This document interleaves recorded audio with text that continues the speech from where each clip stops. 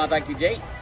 నిన్న ముఖ్యమంత్రి గారు ఒక ప్రెస్ మీట్లో విచక్షణ రహితంగా నీచంగా అత్యున్నత స్థానంలో ఉండి గౌరవ ముఖ్యమంత్రి హోదాలో ఉండి ఆయన మన హిందూ ధర్మం మీద చేసినటువంటి దాడి అత్యంత దారుణం, హేయనీయం. ఇది హర్షించదగినది. ఒక ముఖ్యమంత్రి స్థాయిలో ఉన్న వ్యక్తి అంత విచక్షణ కోల్పోయి మాట్లాడడం అనేటువంటిది ఇది ఆయన మరి హిందూ ధర్మం మీద ఆయనకు అంత వ్యతిరేకత ఎందుకో మాకు అర్థం కావట్లేదు. బీజేపీ పక్షాన, హిందూ ధర్మం పక్షాన, హైందవ ధర్మం పక్షాన మేము ఈ యొక్క విషయాన్ని, ముఖ్యమంత్రి గారి అహంకారాన్ని దారుణంగా ఖండిస్తున్నాం. మరి ఆయన స్థాయిని ఎందుకు మర్చిపోతున్నాడో మొన్న బంజారాయిల్స్ లో కూడా అదేవిధంగా మాట్లాడిండు, నిన్న కూడా అదేవిధంగా మాట్లాడిండు. మరి రాబోయే ఎన్నికల్లో వారికి తగిన విధంగా రాష్ట్రంలో ఉన్నటువంటి భారతీయులందరూ కూడా వారికి బుద్ధి చెప్తారని. జై శ్రీరామ్, జై శ్రీరామ్, జై శ్రీరామ్. శ్రీ గారు ఈ విషయంలో హిందూ ధర్మానికి, రాష్ట్రంలో ఉన్నటువంటి హిందువులందరికీ కూడా క్షమాపణ చెప్పాలని కూడా తెలియజేస్తున్నాం, డిమాండ్ చేస్తున్నాం బీజేపీ తరఫున. అంత అహంకారంగా పనికిరాదు. హిందూ దేవతలను దూషించుకుంటా, హిందూ సమాజం మీద బురద గక్కుకుంటా, నువ్వు ఒక రాష్ట్ర ముఖ్యమంత్రిగా ఉండి నువ్వు కాంగ్రెస్ పార్టీలో పోగానే ముస్లిం అయిపోలేదు.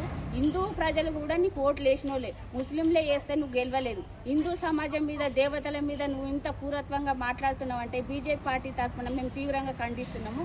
బేషరతుగా నువ్వు హిందూ సమాజానికి నువ్వు క్షమాపణ చెప్పాలని మేము కోరుకుంటున్నాము.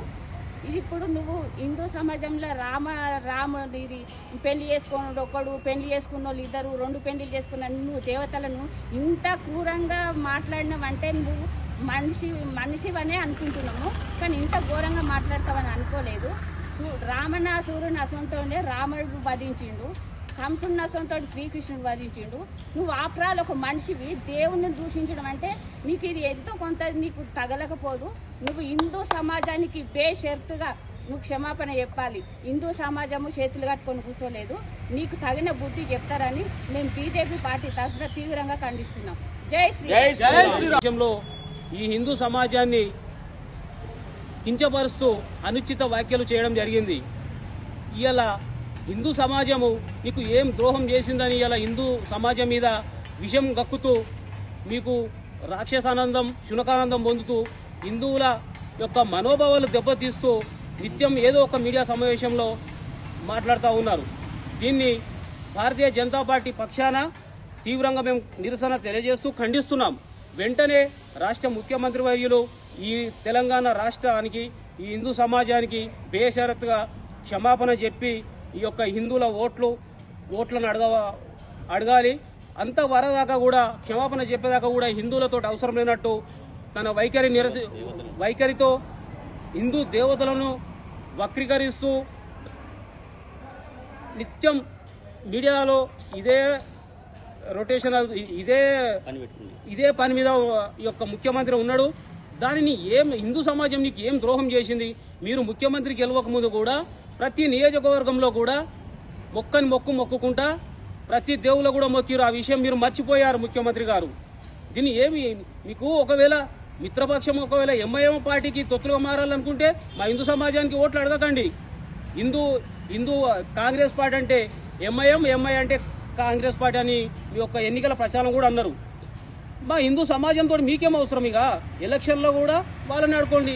మా హిందూ సమాజానికి జోలికి వస్తే ఖబర్దార్, మీ యొక్క బేషరతుగా క్షమాపణ చెప్పాలి. 33,000 కోట్ల దేవతలు బరాబర్ ఉంటారు. 33,000 కోట్ల కూడా మేము ప్రతి ఒక్క దేవునికి పోలుస్తాం, పూజిస్తాం, గౌరవిస్తాం. మీరు గౌరవించండి. కానీ అదేవిధంగా ఈ హిందువుల జోలికి వస్తే ఏ ఒక్క నాయకుని కూడా మేము క్షమించము. హిందువులు కూడా క్షమించరు.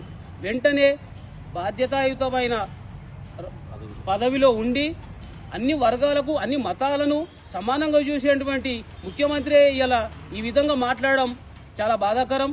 వెంటనే హిందువుల మనోభావాలు దెబ్బతినకుండా వెంటనే క్షమాపణ చెప్పి బేషరతుగా క్షమాపణ చెప్పాలని భారతీయ జనతా పార్టీ గజ్వేల్ పార్టీ